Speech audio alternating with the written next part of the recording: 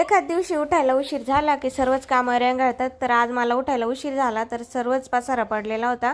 असं वाटत होतं कोणत्या कामापासून सुरुवात करावं, पण मग केली सुरुवात आणि पटपट सर्व कामं आवरून घेतले.